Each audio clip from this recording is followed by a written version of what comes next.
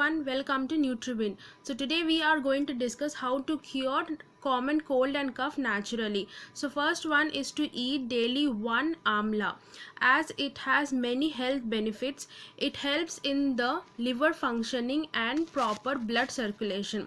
So second one is the ginger. So it helps in drying running nose and dripping nose.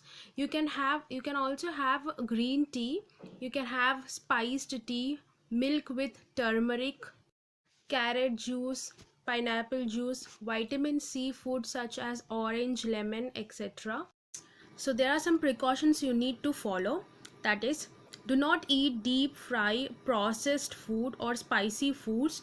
Stay away from caffeine. Your intake of the fluid should be more. Inhale steam and take rest. Thank you so much.